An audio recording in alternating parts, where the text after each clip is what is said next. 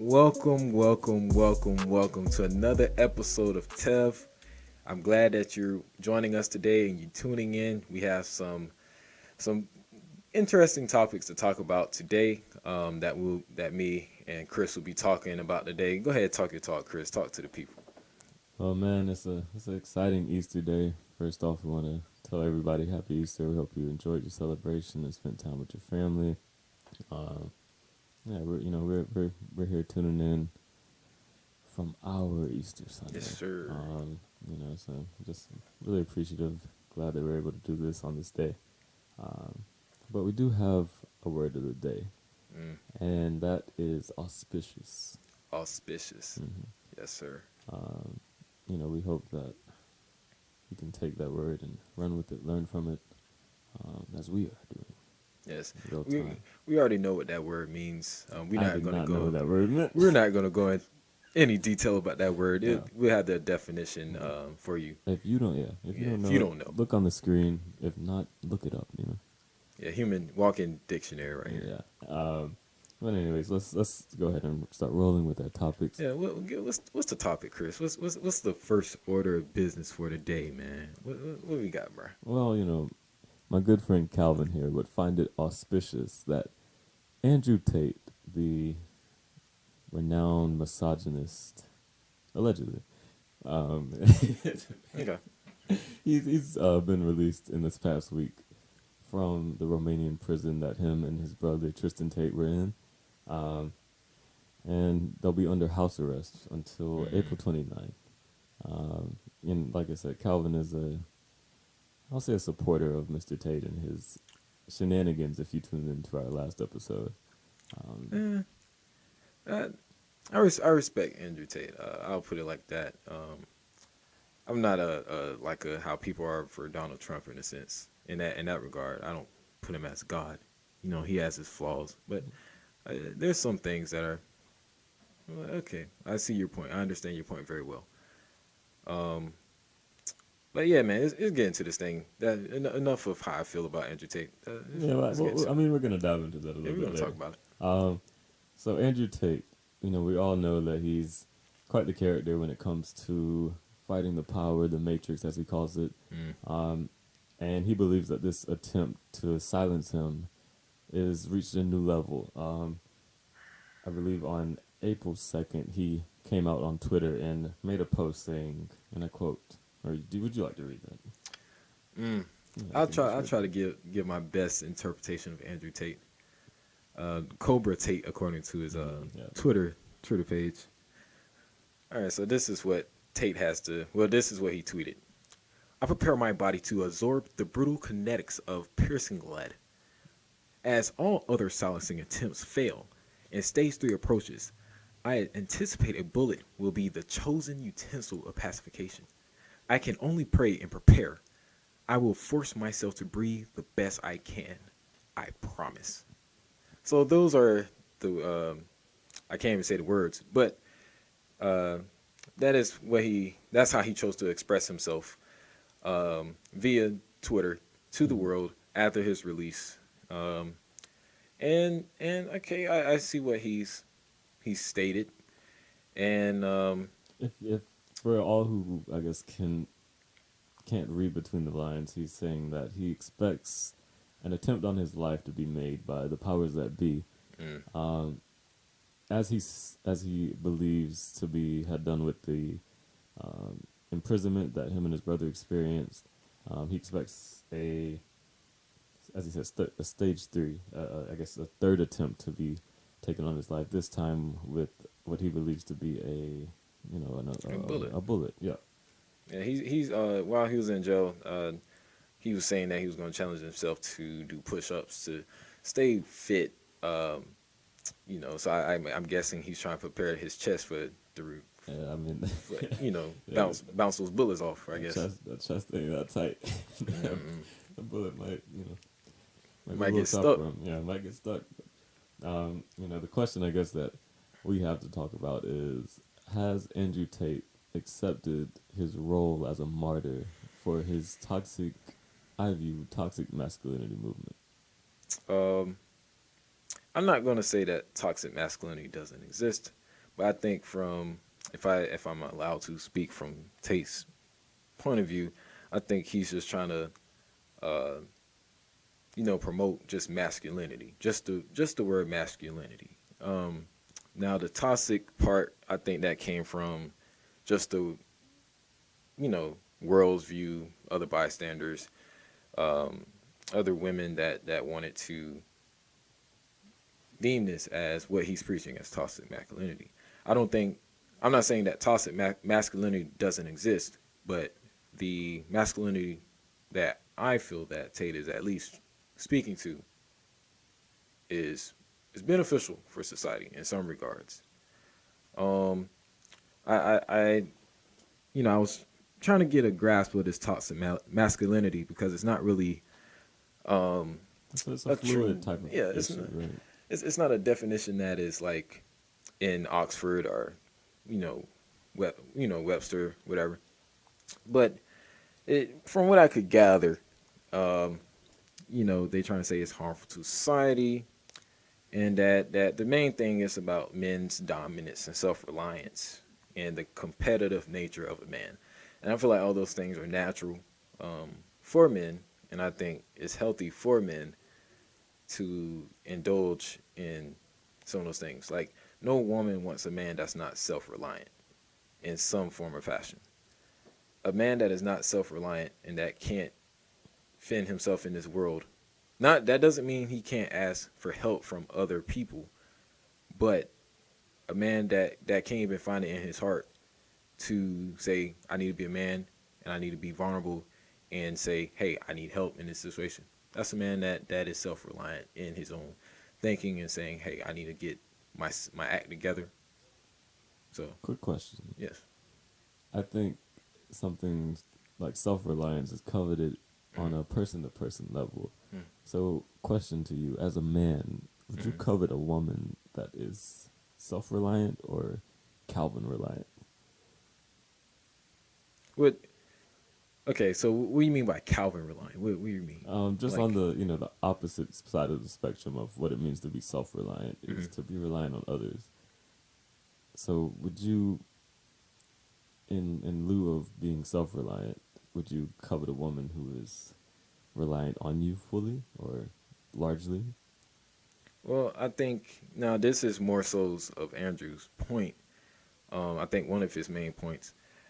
I think a woman should be self-reliant, but in regards to marriage and partnership, one of his scenarios that he always gives and that I think is reasonable is like if we're on a date or something, or we in public, he says it's my duty, as a man to protect her if something were to go wrong. Because think about it, like if something did go wrong and she ends up getting hurt and I got to report that to the mother and father, they're going to look at me. Now, if it's something that she did that was self-inflicted that I had no control over, they're going to be like, okay, she should have done better. She should have been more self-reliant to know better. But if it was something that I could have stopped while we was on that date or adventure or something like that, then that's my full responsibility. So I think the whole self-reliant thing is subjective and to that person, subjective to that person, versus it just being like she has to be totally dependent on me. I think my role as a man that's already imposed on me that's just the nature of that. But I mean, for you, do you think, a woman should be Chris reliant? Well, like I said, I think self-reliance is just something that's coveted in all relationships we have. We don't want people to be, or we don't want to exist in codependent relationships at all. So I don't know if any of the things that you listed as quote unquote masculinity are exclusive to men. I think that's just something that we all want. If you could reiterate what you said earlier, about what is masculine? Yeah. Well, I mean, okay. So according to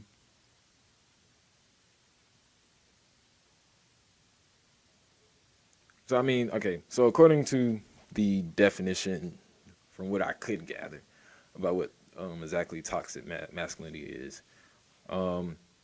It talks about the self-reliance, the competitive nature, the dominance. So those are, from what I see, are the main three things, three components that toxic masculinity talks about.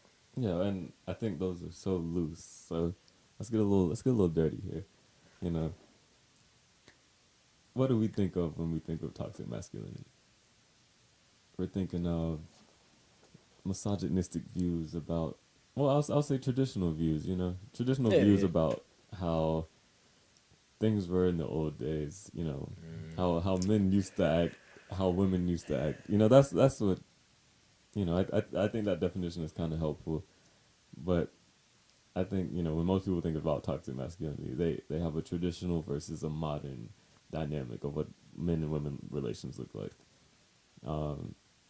So in my eyes, I kind of fall in the modern standpoint of, I don't think everything has to be black and white. I don't think men have to fill a specific role. There's some things that I think can be agreed upon and understood on both parties and can be worked through as a unit, as opposed to, I, a man, have to do this, this, and this, while my woman has to do this, this, and this. I don't know if that's particularly useful, and it very is constraining to me. I think it brings order to the relationship. If anything, it can bring structure, but I think when you have expectations that may be out of somebody's wheelhouse, and you're putting that on them, and they can't provide that, it's just a very tough situation to be in. So okay, my question, I think this aligns with like, I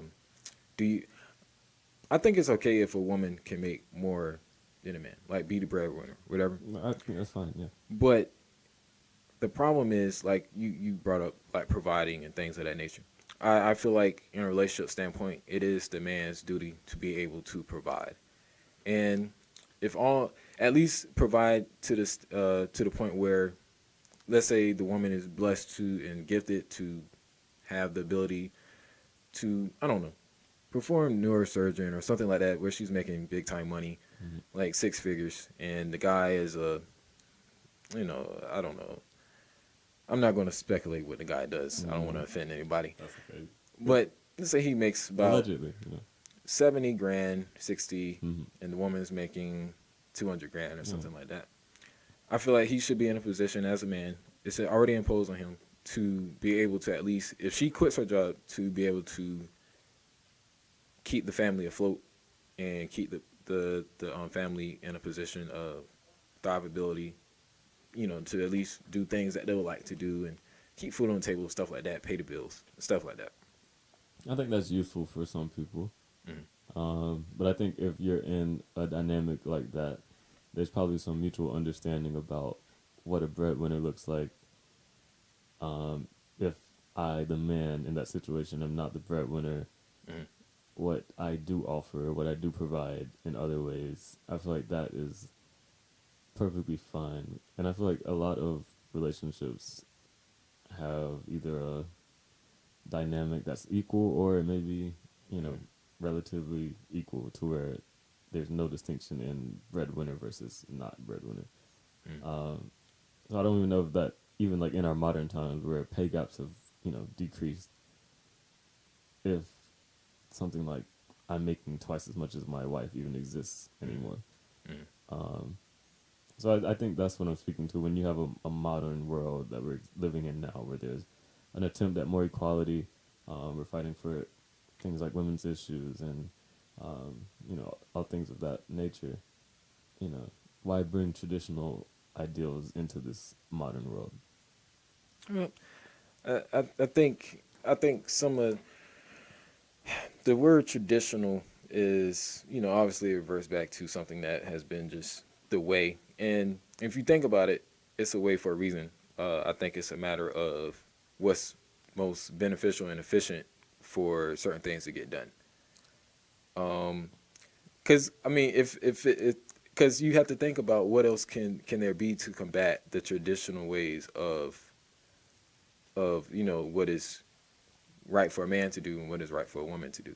Like until a new form of that arises and it does better, Well, I think that's the problem. Is it's arising and there's pushback from men, I believe, who I'll say don't want to concede the power dynamic within the relationship. So my question is, what is that? What is this? That's my whole thing. Like, what is the next big advancement for just the dynamic of a relationship in a marriage, or just relationship in general between man and woman? Yeah, I mean, I think you look at things with less titles. Obviously, I feel like there's a lot of we're in a big individuality type of society right now, a big independent type of society. I don't know if things like traditional relationships look how they looked 50 years ago in today's society, if they can look like that moving forward. When, I make what I make and I don't need you as a woman, right? I, a man, don't need a woman to cook and clean when I have, oh my goodness, when I have McDonald's on the corner. These traditional things are kind of, we're past them as a society. We've moved past them.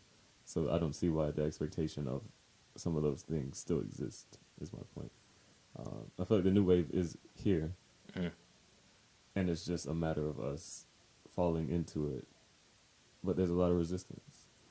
I mean, you bring up the point about like so like men and women are, in recent events they have pushed for equality in regards to like pay and stuff like that. So yes, a woman can make just as much, but my whole thing is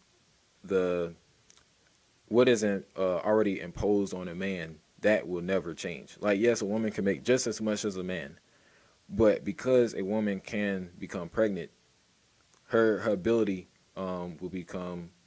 she'll become crippled. Like at some point she will not be able to work. She'll have to go on bed rest. She'll have to go under, if she had to get a C-section or whatever the case may be. Like she'll have to take time away from work. And the man, when everything's on the line, that's when he's gonna have to be the one to bring everything home. Yeah, I mean, I'm not particularly too privy to things like maternity leave, but I know that a lot of companies have adopted policies like that try to accommodate for the modern woman to be able to, make a living and take care of her maternal duties. Same with paternal leave. Like, there's, I think, an attempt of a push to have this universal equality. And I think, living in that a little bit more, maybe 20, 30, 50 years down the road, we'll see how, that affects dynamics within relationships. I don't know if the pushback is as strong at that point in time. I feel like most people would have gotten used to that. We're talking about our generation now being fathers and mothers, and what we're imparting on our children growing up in a, kind of independent, individualistic society. I think it looks a lot different than what our mothers and fathers went through, how they learned what relationships are and those dynamics. Yeah, I think it's still in regards of efficiency, and what's best for the relationship. Yes, a man could have leave, whatever. He could leave work. I don't know what it is, maybe like a month, or I don't know how long it is, but they get some time to be with the family, and that's all well and good. But it's still there. The precedent of him taking care of that family is still there, and yes, I think to further that point, I think there's a realization of how important it is for a man to be there in the child's life, just to show how heavy his role is in the household. Like, the responsibility that man carries, it's not just to be the provider, but to be the protector. I think the realization of, and I think that all boils down to like having, creating a life as a man to, for example, I have a job that allows me to be home, but also pays the bills, and that's something that I already thought about.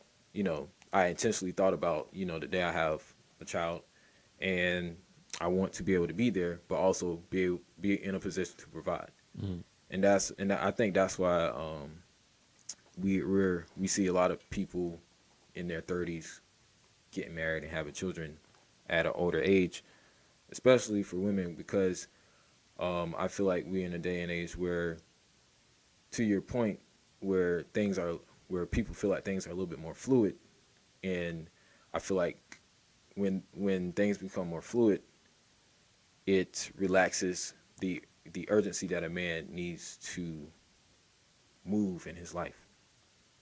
So therefore, it probably puts more pressure on a woman to feel like she has to get a job to be a self-starter, to be that entrepreneur. And I'm not knocking that at all. I feel like women just need to do that just because that's just something to do in life.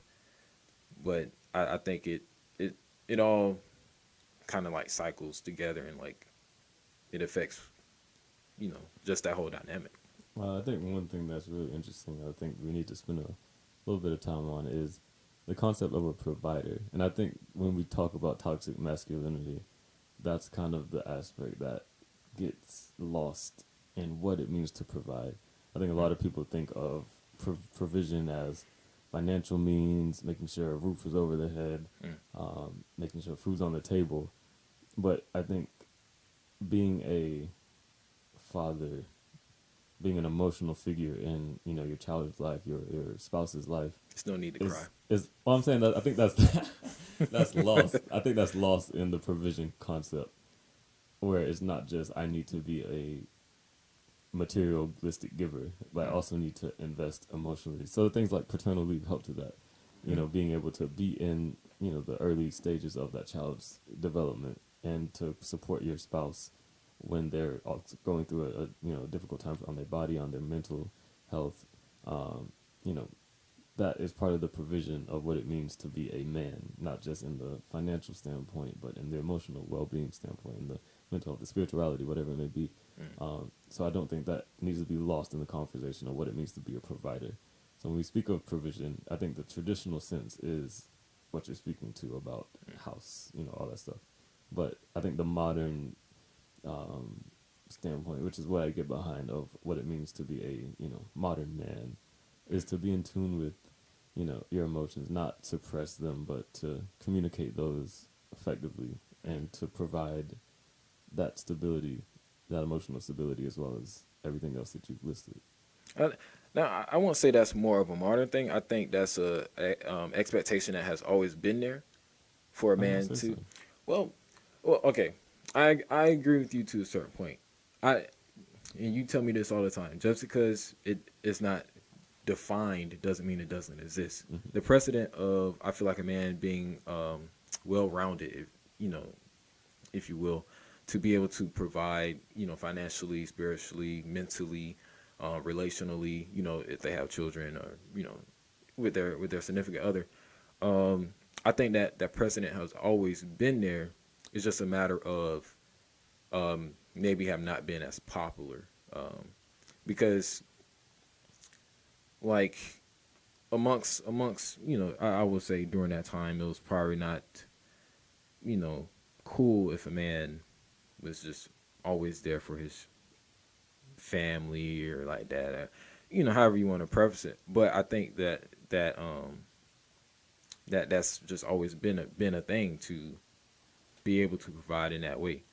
And I would argue to some standpoint that is a traditional concept to be able to provide, because ultimately everything that man is doing is for his family.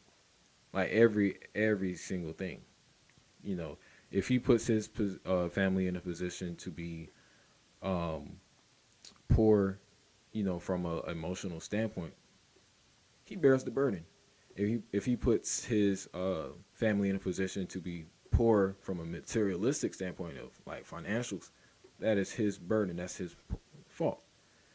Like, and of course you would want the woman to be like, support him to get back on his feet.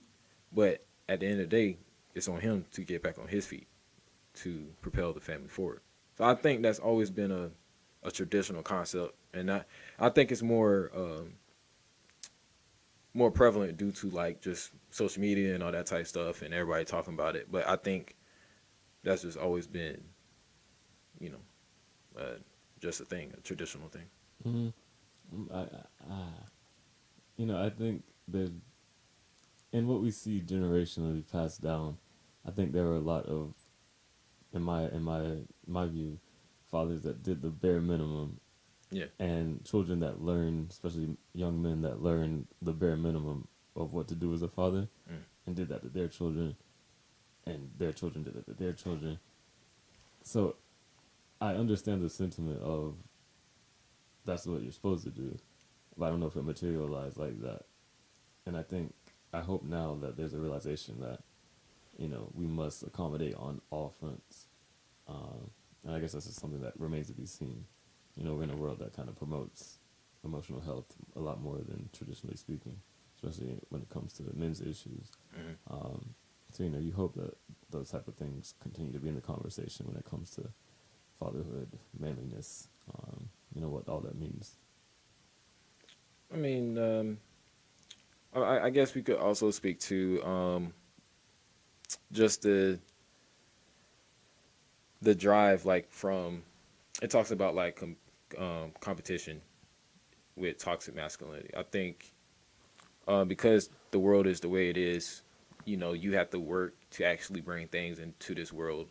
In certain, like, for example, like my point earlier is like, if everything was to like just fail, just the society goes wrong and all this type of stuff, like, I hope the man puts his pride away and do whatever needs to be done to provide for his family. Now, that takes some of the things are more physical in a sense, if the world ever came to something like that. But also you got to have like that competitive nature as a man to put yourself. It's more so to not get overrun by the things of the world that feel like overwhelming. You know what I'm saying? And I think that's important for a man to possess, to have in his arsenal. Something that drives him, that ambition to want it, to like, I got to get it. You know what I'm saying? Because if not, everything I worked for this up until this point go away. Yeah, I mean, I think it's interesting when you talk about drive and competitiveness. I feel like black women have had to learn that. I mean, they always had it, but have had to live in that. When you talk about, family structures that may not be nuclear, traditional, black women have had to take the reins. Women in general have had to take the reins and, kind of be the leaders, be the father and the mother of the families, especially speaking to like single family or, absent father household. So, I think that drive is something that has kind of been adapted to what it means to be a woman as well. And when you're speaking to equality and there's a, necessity for us to both have a competitiveness, us to both have a drive, there's definitely room to butt heads if there's no understanding between that, if there's no common ground of what we each offer, what we both do. Like, you would think traditionally that we can't both be breadwinners. Like, that won't work. That seems very unorthodox, traditionally speaking. And I feel like that's the place that we're in now when I'm speaking to the independence, the individuality. We each can exist without the other, which I think traditionally could, was, hit or miss. When we both have that drive, when we both have that competitiveness, who takes the lead? And I think that's not particularly set in stone in today's relationships in today's society. And I don't think it needs to be. I think that's a, independent sort of, case by case, relationship by relationship thing that needs to be discussed between couples and not a societal expectation of men and women. Okay, so to your point about like the man and the woman both being like breadwinners, I think it'll be wrong of me just to say that communication doesn't exist. I think communication has to be at the forefront in those type of situations. Like if, in today's society where men and women can either make the same amount or women can make even more, in some cases. But I guess from the traditionalist standpoint, of what it's always been or known to be, that, a woman should trust the decisions of the man. You see what I'm saying? Like I wouldn't advise a woman to get with a man that hasn't shown patterns of quote unquote masculinity in some form or fashion. The competitive drive, the willingness to do whatever it takes, the self-reliance, whatever else masculinity wants to describe itself as. I wouldn't advise a woman to get with a man that doesn't possess those qualities, because somebody's going to have to become masculine in a sense. Like it's either she's going to be masculine or they both masculine, and I feel like that's problematic. But I feel that the woman, for efficiency of the relationship and long-term growth and long-term success of that relationship, I feel that he has to have all those ducks in a row. Financially, spiritually, mentally, whatever else you could think of that would better himself to be better for his wife and potential family. And if he doesn't possess those things, I wouldn't advise a woman to do that, because it'll just be a mess going forward. In my opinion, it'll just be a mess. I think it's difficult when you think about all those things that you mentioned. Like, to have those ducks in a row is such a hard ask for any gender.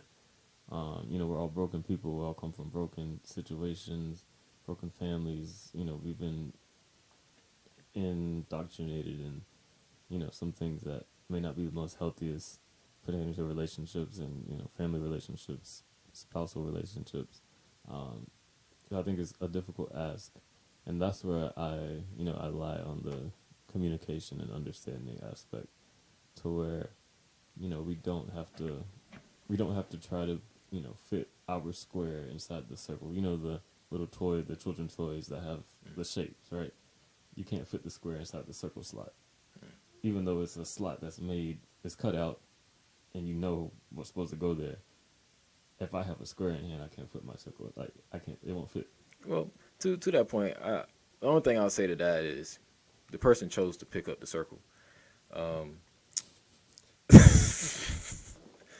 I just feel like because we all are intelligent beings, and we see things, or we can at least acknowledge certain perspectives and certain views.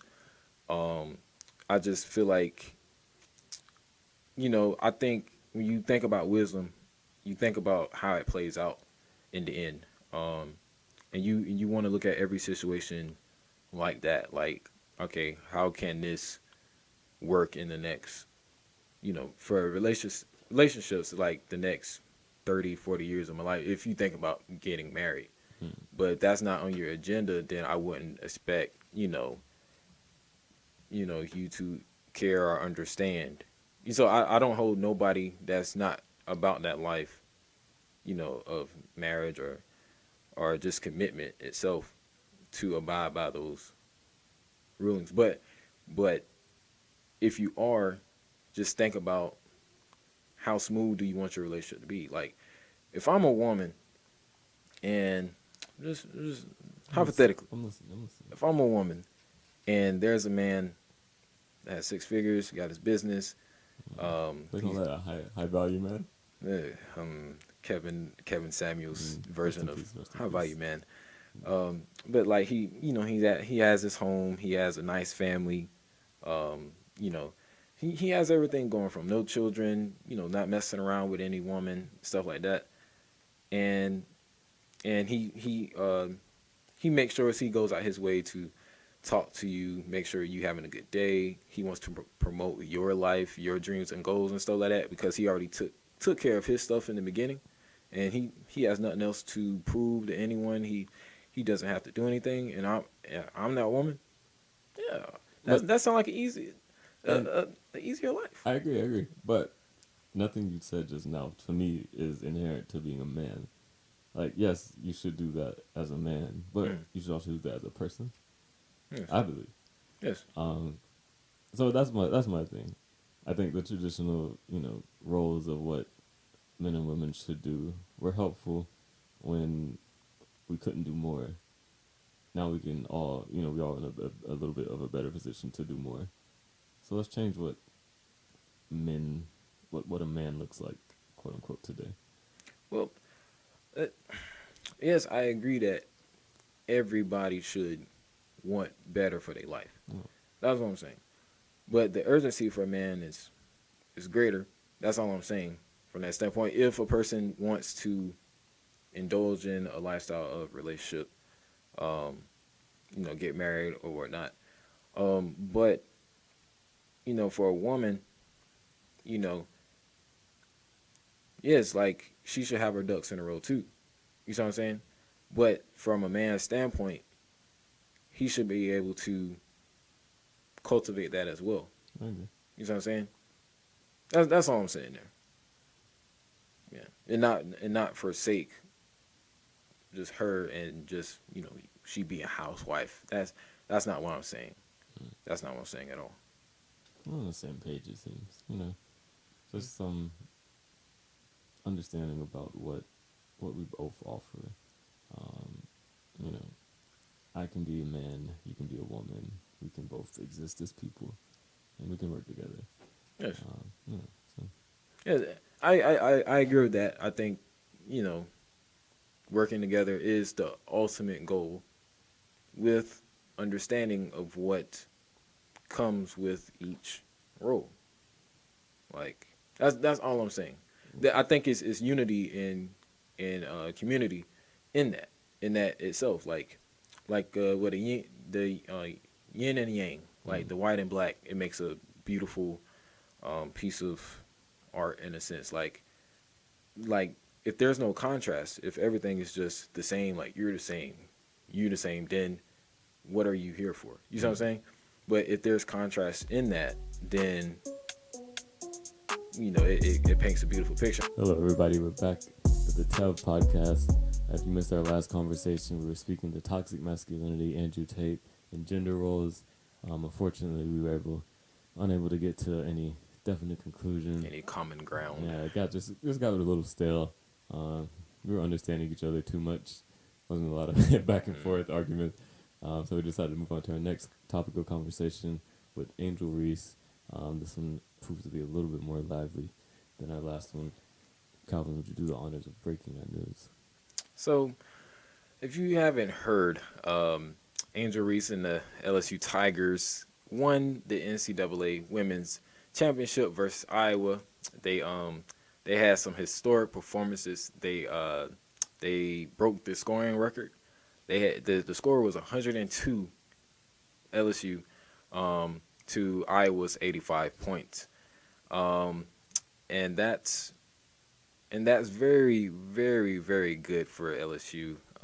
Bringing I don't know if it's their first championship.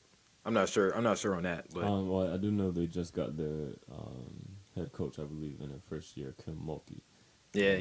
She, she brought that title home, which was very, very good for LSU. Very good for her stature in the game. So that was good to see, definitely. But this whole debacle, if you will, the game itself, the performances was not the hot topic. Yeah, it's pertaining to Angel Reese. Yeah, it's more so pertaining between Angel Reese and a Stone Cold player, Caitlin Clark. She's the guard for Iowa. In my opinion, she's like a Steph Curry, a Dame Dollar type of player. Amazing shot, amazing competitor. Just a good all around athlete. Yeah. She so apparently Caitlin Clark, she did the John Cena little thing, whatever. Just having some fun with the game, if you will. Yeah, that was in the Elite Eight against Louisville. Yeah, that she did that gesture. And I won't say that it was a big, public outroar when that happened. It was playful. It was, in good jest. They were playing a competitive game against a, top team in the country. So you expect, emotions to be flowing like that. So Caitlin, let it fly, and she hit the gesture. You can't see me. Yeah. So Chris, tell us what spiraled out of that. What came of Caitlin Clark's John Cena, you can't see me, and then what that has to do with Angel Reese. Why are we even talking about Angel Reese? Why? Well, yeah, Angel Reese, if you're unfamiliar with her, she's a basketball player for LSU. She comes from the DMV area, and she used to play at Maryland, Big Ten school, along with, in the same conference as Iowa. So her and Caitlin Clark have some history. I'm sure they exchanged words. They played against each other numerous times before. And, them being on the biggest stage together kind of was a recipe for tension, especially in the demeanor that Caitlin Clark plays with. I guess the tenacity that Angel Reese has as well, and them being kind of the biggest stars on their team. Angel Reese is the Bayou Barbie. She has this persona on and off the court. It kind of contradicts how Caitlin Clark moves, very stoic, stone cold. How you described it. So there's a clash of personalities, of ideals already. So we get to the game, and obviously LSU puts up the historic performance. Then you see in the closing minutes of the game, Andrew Reese, she finds Caitlin Clark. She seeks her out to do the same gesture that Caitlin Clark did to the Louisville player in the Elite Eight. And she also pointed to her ring finger, symbolizing that they had indeed won the championship, which they did. Which, in the moment, a lot of people found issue with. And we heard the word idiot thrown around at Angel Reese. Terms like classless put on her. And other provocative language that we're not going to say on this podcast. We're not about that here. No, definitely not. We don't support that. No, but it was very interesting to see the public outroar on both sides. People condemning Reese and praising Caitlin Clark. People saying that the two incidences are two separate things and should not be compared. So where do you stand on that? I'm not gonna lie, it's a lot to unpack Definitely. with this particular event. For one, once again, shout out to LSU girls and shout out to Iowa for making it a fun game to watch. Definitely exciting. I think it's, at least according to some news outlets and things of that nature, it comprised like 9.9 million I think views. The most viewed women's basketball game in history, or college basketball game in history. So I think because of that, a lot of things, because you have like new onset of new viewers seeing this and have a perceived notion of what women's basketball should be in regards to how they should act, how they should respond on the floor. I think that kind of played a part in the people's response, the media's response to what Angel Reese did in regards to this, versus why Caitlin Clark, when she did it, nothing was, brought up until Angel Reese did it. Now you got several factors. You got the race card that you could throw in there. You could throw in the fact that maybe it was just her character. Maybe the people don't like her character. But, a lot of people are saying that it's just both, But I think the fact that grown men went out their way publicly to trash Angel Reese for showing expression in a game that she loves, we don't condone that here. Yeah. Not on the TEV podcast. That's toxic masculinity. That's not right. That's not upstanding. That's not auspicious at all.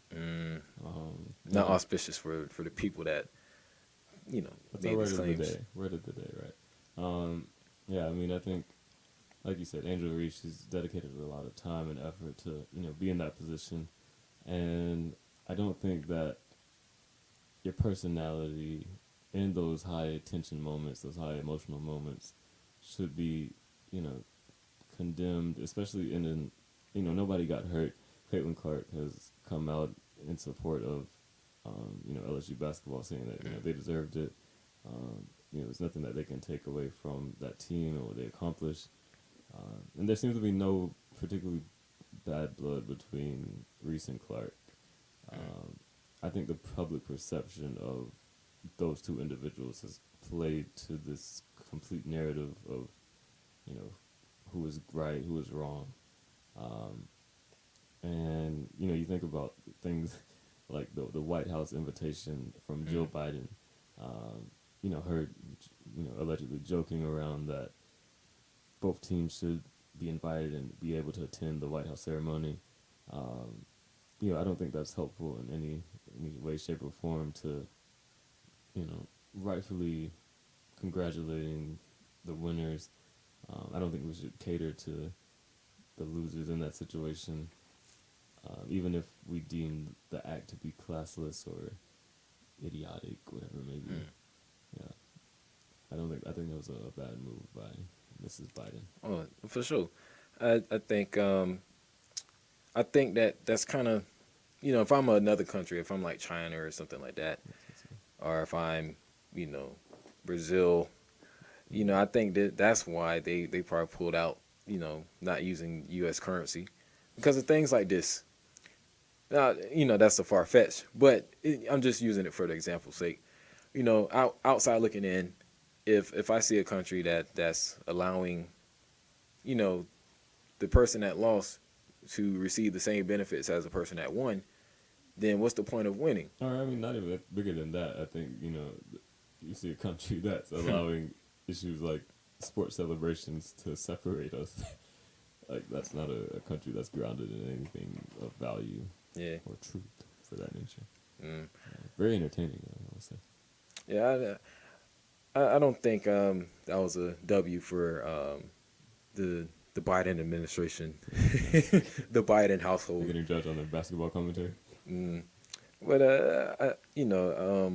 I do have a lot of respect for what Caitlin Clark had to say about the whole debacle, and how auspicious it was. How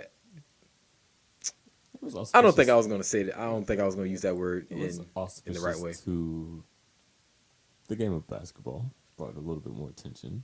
Yes. No, it was auspicious for her to speak on that. To her character, sure. Yeah, to her character, to the whole event. But basically, she was saying that she don't think the losers should go to the White House, and I commend her for coming out and saying that on behalf of LSU and Andrew Reese, just to clear up the whole mess. Because what the media did was, obviously try to paint this as a black or white issue and all this type of things. I don't think it was a matter of black or white. Well, what? I'll say that post, championship game, Angel Reese has been on a media tour where she has been being very vocal about who she is, what her upbringing is, and how that should not be taken out of context when determining her character, her intelligence, things of that nature.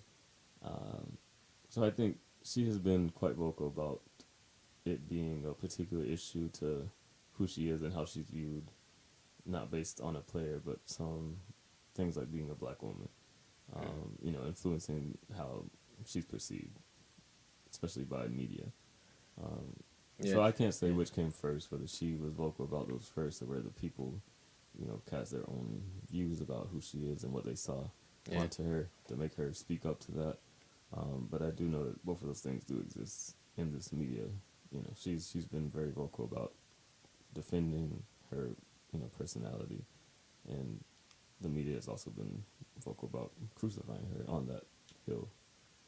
So. Yeah, I see nothing wrong with her personality. I don't think her race should define, her being black, and obviously we black, but her like, the media or just the world in general perceiving her as being black as to define or equate that to her intelligence or to how she should act or things of that nature. So to that standpoint, if anybody's thinking in that regard, or if the individual is thinking in that regard, I would hope that they would change their perspective and change their heart to think differently about people of other races, especially here in America, only because it's in our history, we had controversies going back when, and so yes, I think I would charge every person listening to think differently about Right. To think differently about this whole situation. Yeah. And I think it's interesting that this happened in women's sports. You think about like we were talking about in our prior episode, the competitiveness within masculinity, how that's a normal attribute that we attribute to what it means to be a man. There's a certain drive, a competitiveness that you have to have or that is expected of you. But when that's shown in a women's sport, even in sports in general, they're just competitive by nature. But when it's shown and exemplified in a women's sport, how there's backlash, especially from the Angel Reese perspective. We found ourselves, I guess, kind of condemning, again, the passion and the effort that it takes to be in that position without understanding, what it takes to be in that position. Which I think is very detrimental when you try to address, equality within sports. And I think you take it from from recent news, Israel Adesanya, he recently won UFC 287, and where he beat Alex Pereira, and pointed to his son, and celebrated that he knocked his father out right in front of him. You see something like that. That's, in my eyes, I think that's very classless, quote unquote. One could say that is idiotic, but there's not the perception that Angel Reese was, hit with. People are seeing that as a comical issue. It's funny, laugh at it, and nobody's up in arms about it, which I think is a bit sexist, if I may say. Yeah. With the fight with Israel, and that whole thing about his taunting the dude's father, that's a little disrespectful. When he gets, I said his son, taunting his son, the fighter's son. Yeah, that's what I said. Taunting about his father. No, yeah, like that's a little disrespectful. If the son's of age, that he might want to fight. I think he was a young man. I think he was. I don't have his age, but I think he was an adolescent man, adolescent boy. Yeah, I mean, but it's comical. It is, to a certain point. It is comical, but in regards to like looking at it from the NCAA perspective and the UFC perspective, obviously it's dominated by men, and even in basketball, like the NBA, Russell Westbrook with the rocking the baby, stooping.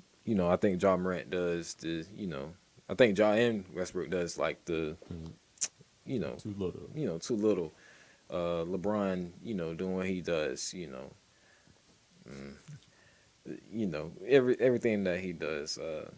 So that's permissible in those arenas. Football, those things are permissible. Like I think of greats like Ray Lewis, like the way he. There's a particular violence, I think, that is accepted in men's sports. Of rawness, its competitive nature is like, that's a necessity. in men's sports, but when it comes to women's sports, there's kind of this double standard of, okay, not too much of that. You're still women, which I don't think is healthy to the sport. But I will say, I think them getting this exposure to, women's basketball and women's sports in general is very good for the game. This competitiveness exists in women's sports, if you're not aware. And, I think with them both coming back to school, we'll have people tuning in for, the next 2 years for Andrew Reese's case.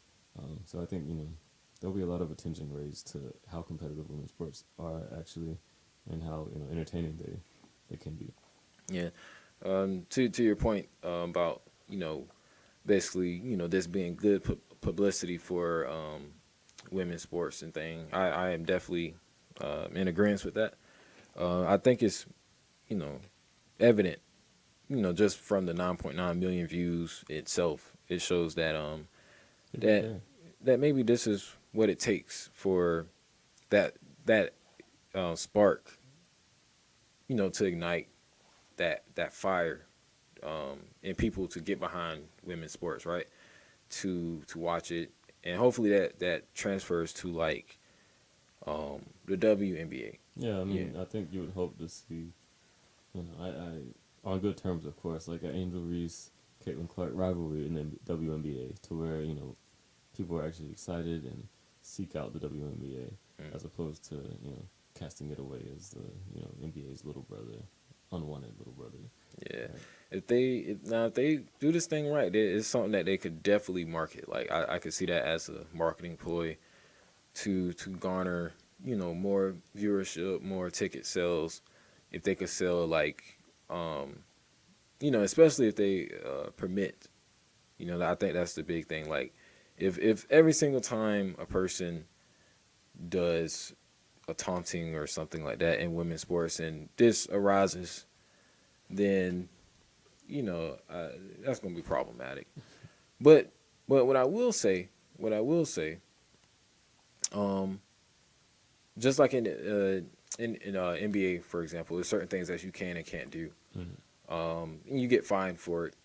But they treated this as if, they was going to fine Andrew Reese for this. You know what I'm saying? Like $50,000 or something. How they do in the NBA, just dropping just numbers for no reason. Yeah, I mean, I don't think the actions that she did were anything out of the ordinary. I mean, you could say that it was malicious, but again, you have so many emotions tied up. It's understandable in that moment, I believe. So yeah, you would think with how she was perceived and kind of written in a bad light by some of these media outlets that there was a fine coming in a sense. She got some pretty harsh backlash, but she has been very professional about addressing some of the things that people have said about her within her media tour that she's been on. And we wish both Angel Reese and Caitlin Clark all the love in the world, and we wish them as much success in their basketball journeys and life endeavors as well. Yes, sir. And I guess that wraps up today's podcast of TEV. And you know what we represent? We represent truth, entertainment, and value. This has been a very good podcast today, I would say so, from my standpoint. A lot of topics addressed. And we hope to see you back next week with even more topics, more words of the week, a lot of things to learn and a lot of insight we have to offer. Yeah. Well, have a TEV day. That's so sweet. Don't have a TEV day. Have a TEV day. Have a great day. Yeah.